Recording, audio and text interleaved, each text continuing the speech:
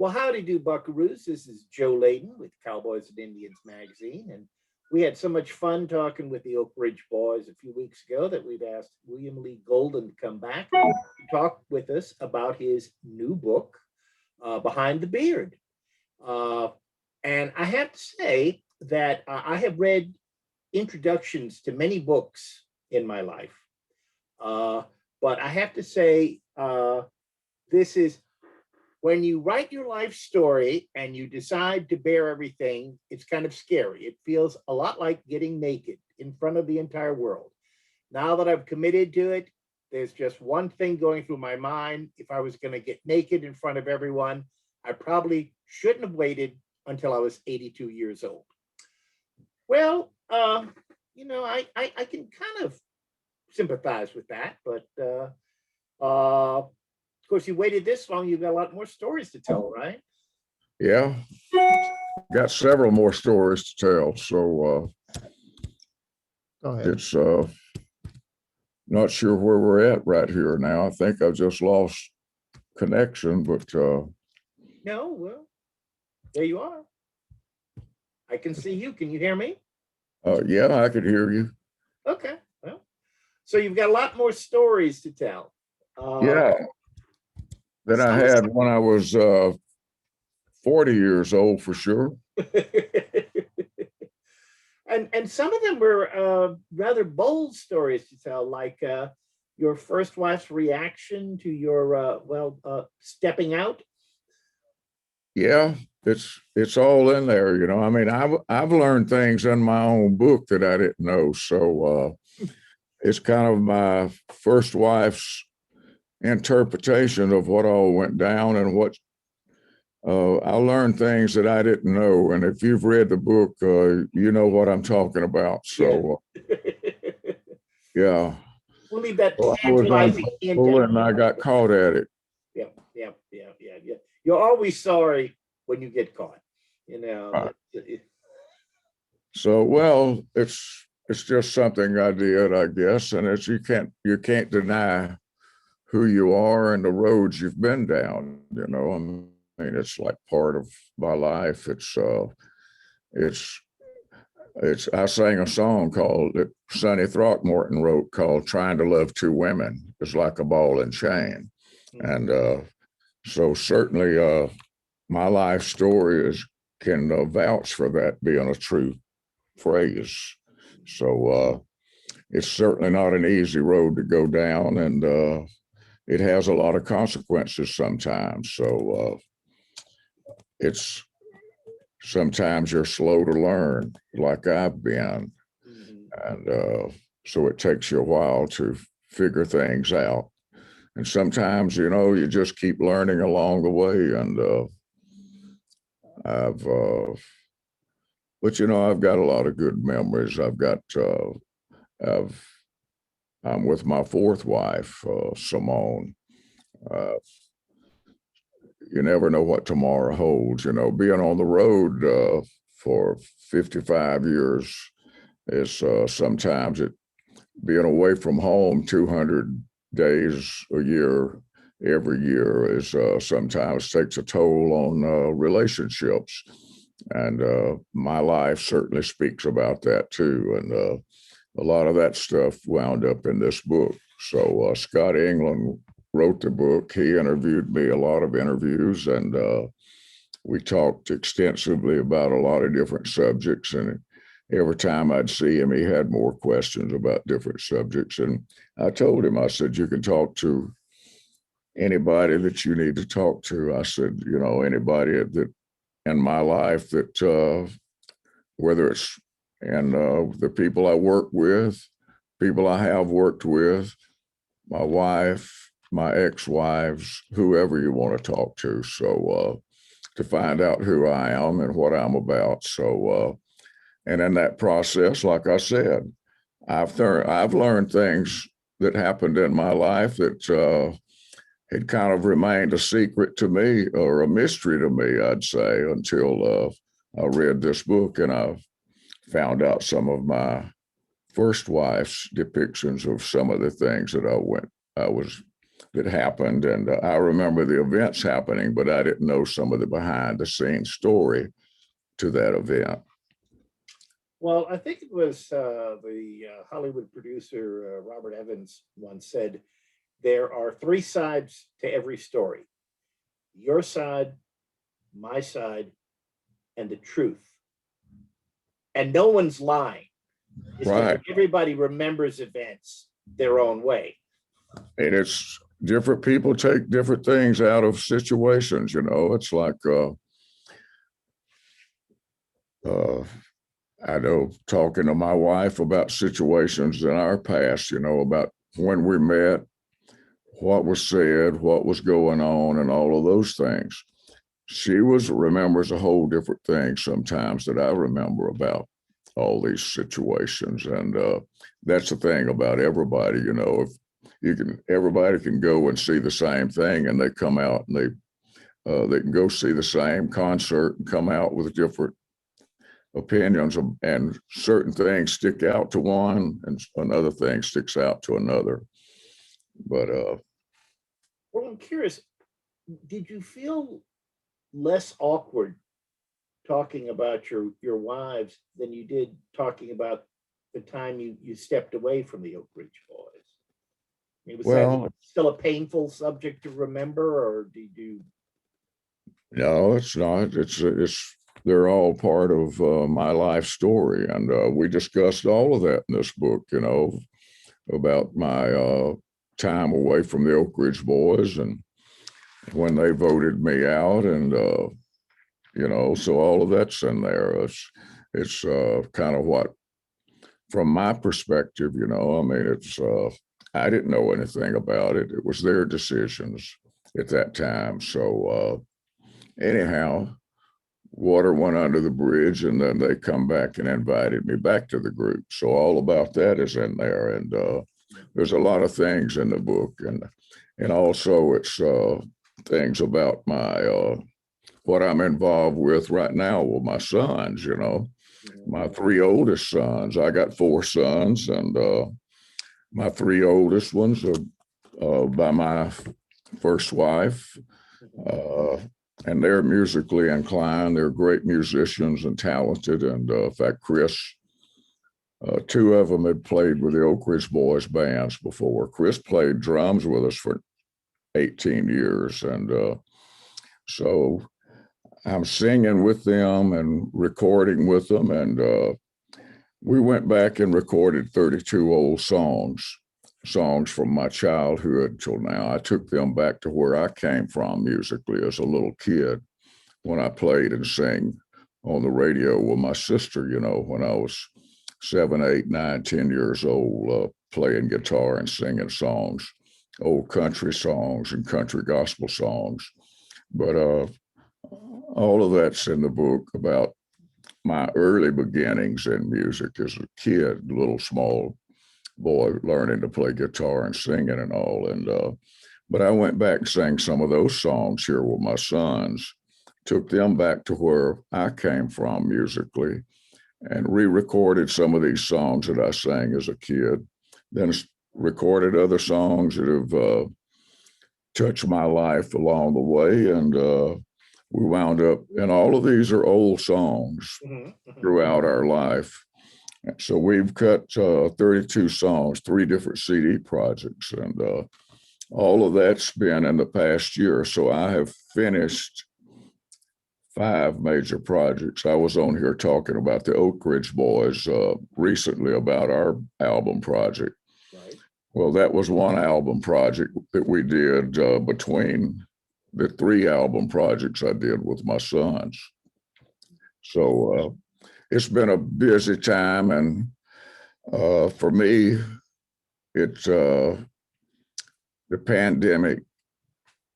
It put us all out of business and out of work. It shut us all in. But as our family was shut in, I got to do something that I had been talking to some of them about for a long time, and that was going back in the studio as a family, and me with my boys and my sons, and cutting some songs. And I had in mind some songs but it just got to growing, man, and we got to go in and cut songs and got away from all of the negative hate on television and got back into making music. And I got to where I couldn't stay in a room where TV was on there last spring and last summer. So we were just started getting into music, what brought us to town. And being shut down also allowed us an opportunity to get inside and get where we come from and get that out. And it's been a healing mentally, emotionally, physically, and spiritual healing for me, my family. And the book talks about, my first wife passed away last summer, and but she got to talk to the writer twice before she passed away, and so that's where a lot of her side of the story came from. Now, when are these 3 CDs that you recorded with your sons? When will we be able to hear them? I plan to put that out this summer. Yeah. In fact,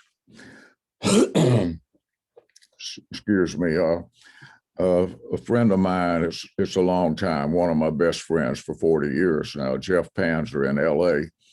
He's a very successful television producer. I met when he was the youngest producer on the networks, producing for ABC 2020. He was a young producer, and he did a piece. He was doing a piece on Alabama. He did all the music pieces for ABC 2020. And he was doing a piece on Alabama, and the PR person, Kay West, brought him out to my house to meet me, and we became friends.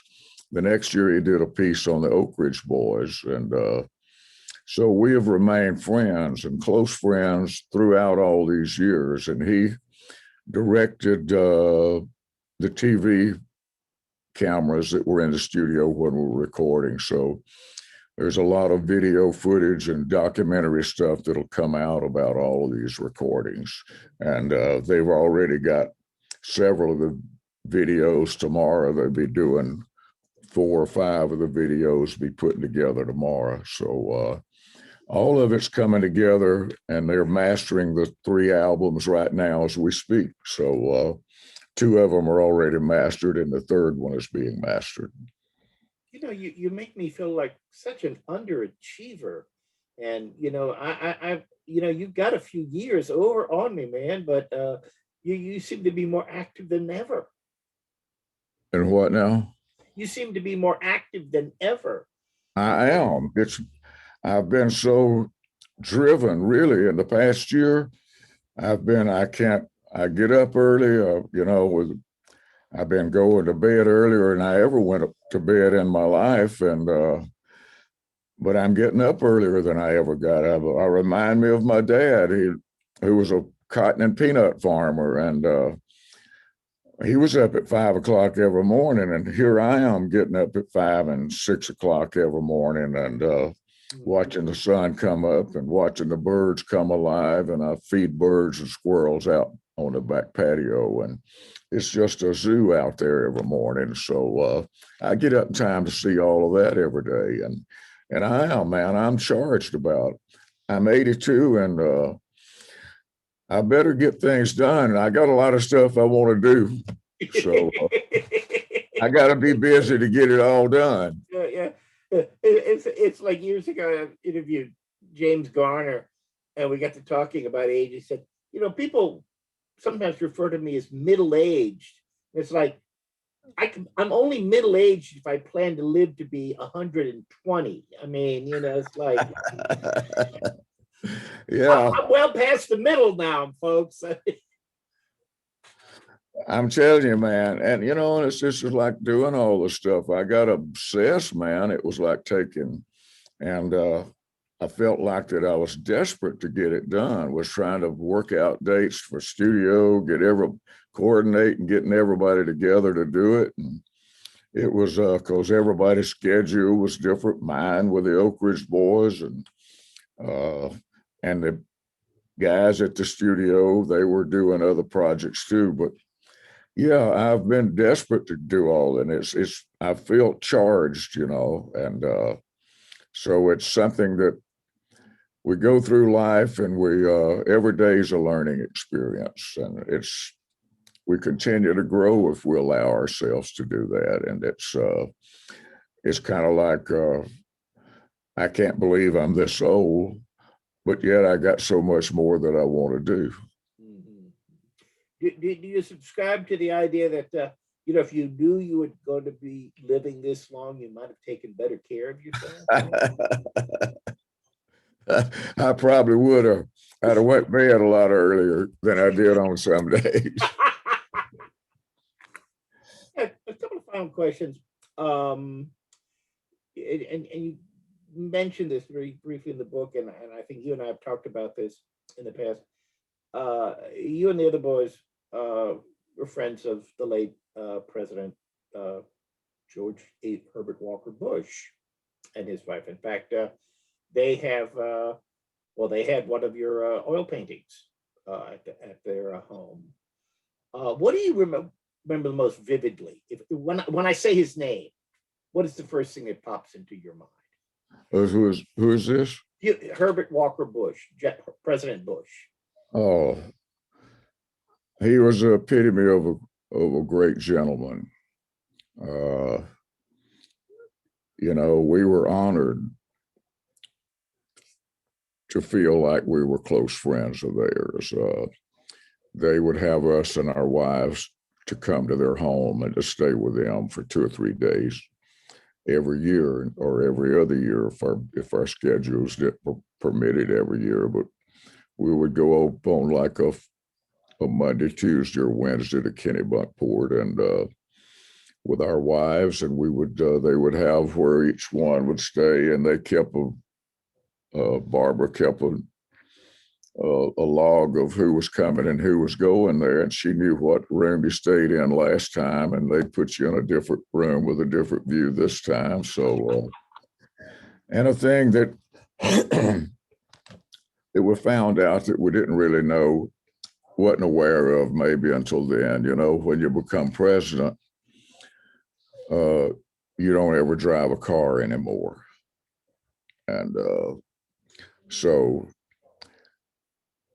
he's not you never see him driving a car, but there's some rule they're not allowed to drive. They wouldn't want to have the president to be getting on an accident that he was involved with his mind on other things, and anyhow, but he can drive a boat. And he had this Fidelity, which was one of those cigarette boats, those fast boats. And he could drive that. Well, he kept that. He kept it anchored right outside of his Kennebunkport at his home there. And every day, man, he had to go out on that boat, and we'd go maybe to lunch or something on it. But he liked taking a ride. He'd go out 20 miles to where the bluefish are, and he'd come back, take us a ride to where the seals are on the rocks, where there's certain times of the day the seals hang out on the rocks. And he would, but